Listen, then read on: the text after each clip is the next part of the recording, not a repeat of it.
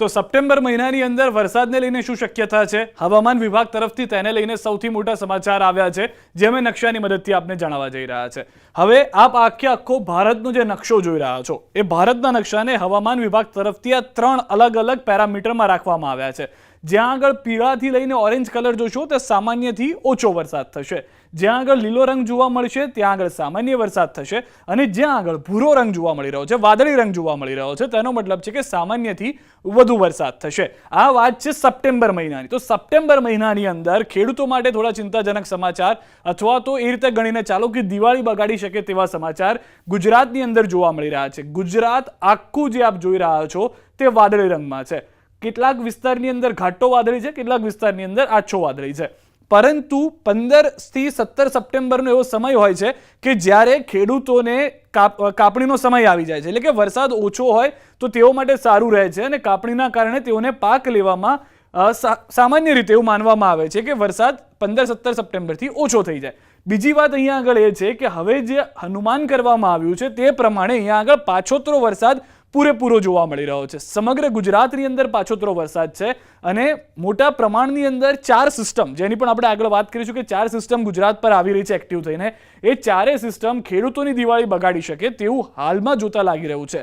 પાછોતરા વરસાદની અનેક હવામાન નિષ્ણાંતો તરફથી આગાહી કરવામાં આવી હતી, આગાહીકારોએ પણ તેને લઈને પોતાનો મત રજૂ કર્યો હતો. પરંતુ હવે સત્તાવાર જે જાણકારી મળી રહી છે હવામાન વિભાગ તરફથી, જેમના તરફથી આ નકશો જાહેર કરવામાં આવ્યો છે, અને કહેવામાં આવ્યું છે કે સપ્ટેમ્બર મહિનાની અંદર સામાન્ય કરતાં વધુ વરસાદ રહી શકે છે, અને ગુજરાતના તમામ વિસ્તારો એમાં આવી ગયા છે. કોઈ પણ એક વિસ્તાર એવો નથી કે જ્યાં આગળ સામાન્યથી ઓછો વરસાદ હોય અથવા તો સામાન્ય વરસાદ હોય. આખું ગુજરાત તેમાં આવી ગયું છે, જે વાદળી રંગની અંદર જોવા મળી રહ્યું છે.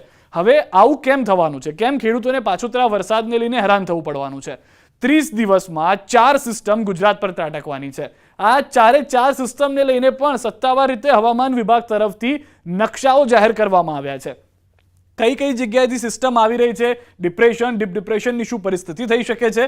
શરૂઆત કરીએ સપ્ટેમ્બર મહિનાની પહેલી સિસ્ટમથી, જે 5 સપ્ટેમ્બર સુધી રહેશે. હવે આ 5 સપ્ટેમ્બર સુધીની જે સિસ્ટમ છે તે આપ જોઈ રહ્યા છો. આખો ભારતનો નકશો છે. અહીંયા છે આપણું આ ગુજરાત. આપણા ગુજરાતની ઉપર તમે પરિસ્થિતિ જોશો તો સારો એવો વરસાદ જે છે તે જોવા મળી રહ્યો છે, અને લાલચોળ એક સિસ્ટમ જે છે તે ત્યાંથી પસાર થઈ રહી છે. આ પહેલી સિસ્ટમને લઈને સપ્ટેમ્બર મહિનાની હવામાન વિભાગની આગાહી છે. બીજી જે સિસ્ટમ છે એ 6 થી 12 ની અંદર જોવા મળી રહી છે.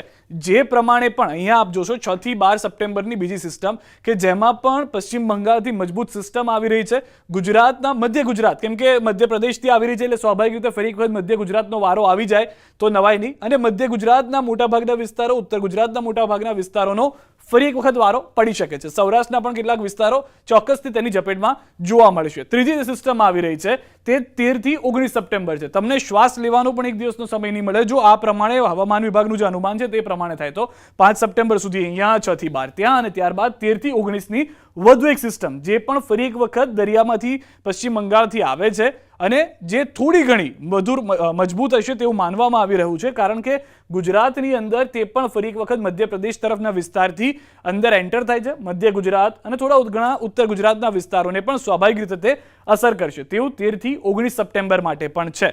ચોથી જે સિસ્ટમ છે જે 30 દિવસની અંદર આવી રહી છે તે 20 થી 26 સપ્ટેમ્બરની અંદર છે, કે જેનું પણ માનવું છે અત્યારના આપ જોશો તો એટલી મજબૂત સિસ્ટમ અહીંયા જોવા નથી મળી રહી. ગુજરાતના જે દક્ષિણ ગુજરાતના વિસ્તારો છે ચોક્કસથી ત્યાં આગળ ભારે અસર કરતી જોવા મળી રહી છે. મધ્ય ગુજરાતના પણ કેટલાક વિસ્તારો જે છે તેમાં પણ અસર થશે. પરંતુ આ જે સિસ્ટમ છે, જે હવામાન વિભાગ તરફથી કહેવામાં આવ્યું છે ચોથી સિસ્ટમ, તે પણ સારો એવો વરસાદ લાવી શકે છે. એટલે જે રીતે આપણે પહેલા વાત કરી કે સપ્ટેમ્બરનો એક મહિનો એવો હોય છે કે જ્યાં 15-17 થી વરસાદ ઓછો થઈ ગયો હોય, તીવ્રતા જતી રહી હોય, લોકો અથવા ખાસ કરીને ધરતીપુત્રો જે છે તે કાપણીમાં લાગી ગયા હોય, અને તેઓ આશા રાખતા હોય કે હવે કાપણી થશે, સારો પાક થઈ ગયો છે, સારા પૈસા મળશે.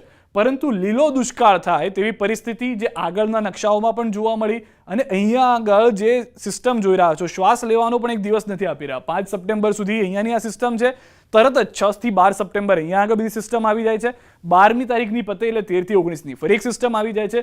19 તારીખ પતે એટલે ફરીથી એક વખત 20 થી 26ની સિસ્ટમ આવી જાય છે. તો આ 4 સિસ્ટમ 30 દિવસ ભરપૂર વરસાદ લાવશે તેવું હાલમાં હવામાન વિભાગ તરફથી અનુમાન લગાવવામાં આવી રહ્યું છે.